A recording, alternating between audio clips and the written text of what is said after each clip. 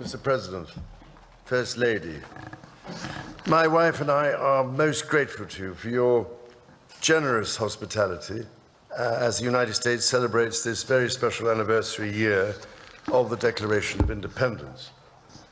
And may I also just start by paying tribute to your own courage and steadfastness, as well as to your security services, for their swift actions on Saturday evening in preventing further injury.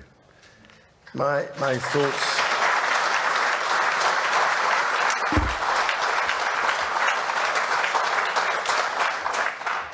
thoughts and sympathies are very much with you, the First Lady, and all those guests for whom this must have been a very upsetting incident. As the words of that famous anthem remind us, this is the land of the free and home of the brave, as your own response demonstrates. What used to be called in the last war in the United Kingdom, keep calm and carry on. I now realise, ladies and gentlemen, to my amazement, that my first visit to this remarkable country was over 50 years ago, and, Mr. President, the golden threads of history and heritage between our lands are also embodied, as you mentioned earlier today, in your own family and your own family story, whose roots trace back to the beautiful landscapes of Britain's Outer Hebrides and continue, as we know, in the great golf courses of the Highlands. I can only imagine the immense pride with which your own dear mother, indeed both your parents, must be looking down on the great office to which you have been elected for a historic second term. And if I may say so, it is a particular pleasure to be back in this wonderful building, the heart of your democracy. On this occasion, I cannot help noticing the readjustments to the East Wing, Mr. President, following your visit to Windsor Castle last year. And I'm sorry to say that we British, of course, made our own small attempt at real estate redevelopment of the White House in 1814.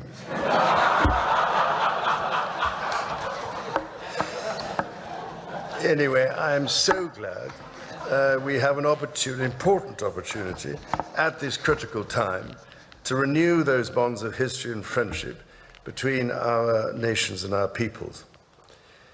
2.5 centuries ago, the United States of America was founded through an audacious and visionary act of self-determination. From the beginning, the American character has been defined by courage, tenacity, and the spirit of adventure. As the direct descendant of King George III, I know this is a nation that never gives up. And my family's history remains reflected in your maps, which read rather like our Christmas card list across the ages. North and South Carolina, Virginia, Maryland, and the cities of Charleston, a particular favorite of mine, obviously, Georgetown, and for that matter, Georgia, Annapolis, as you mentioned, and further favorites, Prince William County and Williamsburg. This said, our French friends can feel equally at home with a glance at a map. Indeed, you recently commented, Mr. President, that if it were not for the United States, European countries would be speaking German. Dare I say that if it wasn't for us, you'd be speaking French.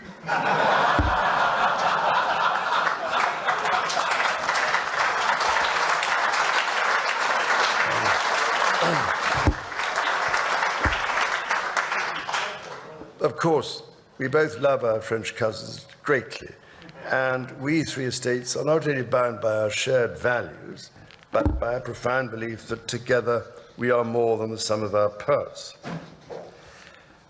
Out of the fires of a bitter and bloody Revolutionary War, the triumph of the father of this country, George Washington, and his fellow founders, was to forge a democracy founded upon the rights to liberty and the rule of law.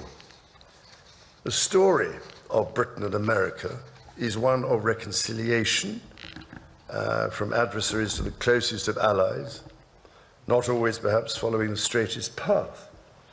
As you said yourself, Mr. President, during your own state visit at Windsor Castle last year, ours is an unbreakable bond of history and heritage, culture and commerce, industry and invention, and we are determined to face the future together.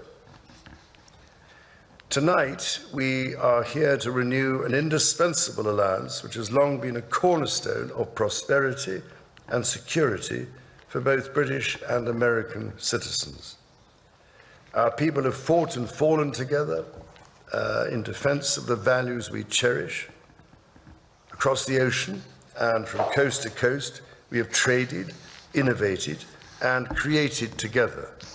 We've stood together through the best and worst of times. However, the challenges we now face, from those who wish us harm across the world to balancing the risks and opportunities of powerful new technologies, to the threats to the very international rules that have allowed us to trade and have kept power in balance for 80 years, those challenges encourage us to reaffirm tonight the basis on which our partnership has been built. And yes, we have had our moments of difficulty, even in more recent history. When my mother visited in 1957, not the least of her tasks was to help put the special back into our relationship after a crisis in the Middle East. Nearly 70 years on, it is hard to imagine anything like that happening today. But it is not hard to see how important the relationship remains in matters both seen and unseen. My mother's first Prime Minister, Sir Winston Churchill, understood this so well. But then he himself was half American, a tradition of shared transatlantic heritage, which I am pleased to say is alive and well in the White House today. Indeed, such was the closeness that Sir Winston, while staying here in the White House, in those rooms you showed us upstairs, emerged naked from the bathtub to discover the door opening as President Roosevelt came in for a chat. With rapier wit, the President cast aside any embarrassment by declaring that the Prime Minister has nothing to conceal from the President of the United States. This warmth came after testing times between our leaders in the early 1940s. The kinship and friendship of many centuries provided great reassurance to my late grandfather, King George VI, as it did to my late mother. It means every bit as much to me. Of course, my late mother met no fewer than 13 serving presidents, thankfully all of them fully clothed. The first president I had the honor of meeting at the age of 10 in 1959 when he came to Balmoral was President Eisenhower, who had served as Supreme Commander of the Allied Expeditionary Forces during World War II at a most critical time in the darkest days of the 20th century.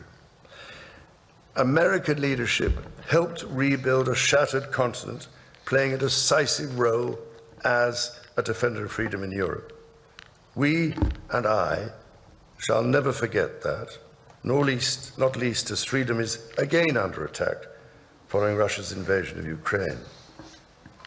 Today, our partnerships in NATO and AUKUS deepen our technological and military cooperation and ensure that together we can meet the challenges of an increasingly complex and contested world.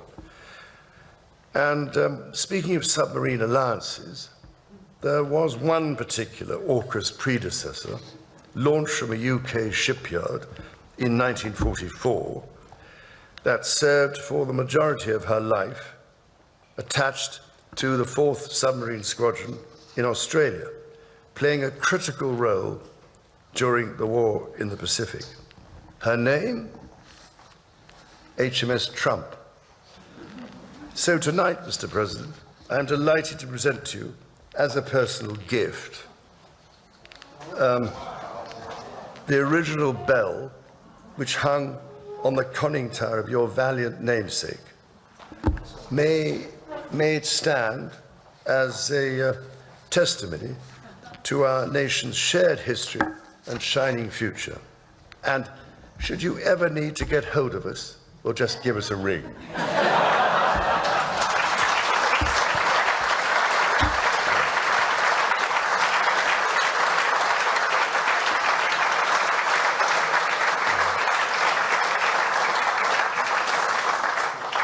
For 250 years, the ingenuity and imagination of the people of the United States have been an inspiration to the world.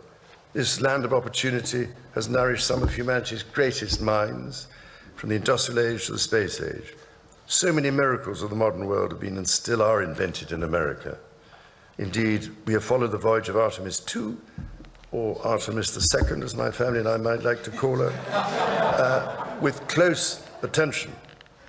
Now, I know you have big plans for the moon, Mr. President, but I've actually checked the papers, and I rather suspect it is already part of the Commonwealth, I'm afraid.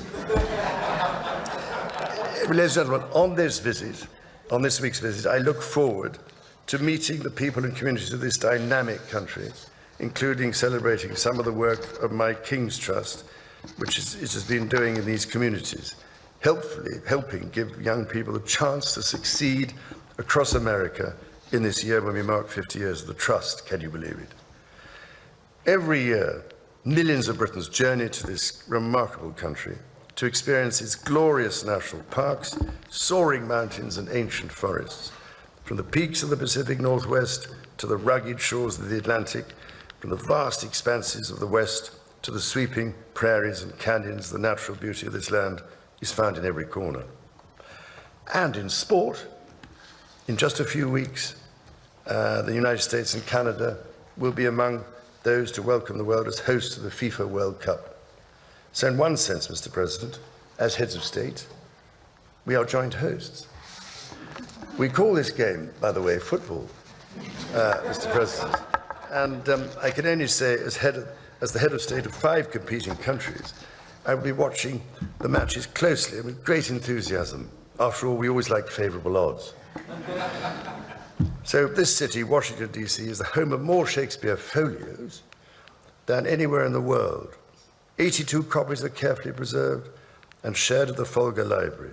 And at this time, when the search for peace in the world is more critical than ever, I can only turn to Shakespeare's genius to remind us of the plea for peace spoken by the Duke of Burgundy at the conclusion of Henry V.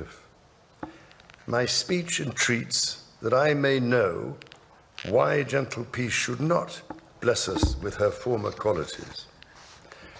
Thank you, Mr. President and Mrs. Trump, for your splendid dinner this evening, which, may I say, is a very considerable improvement on the Boston Tea Party.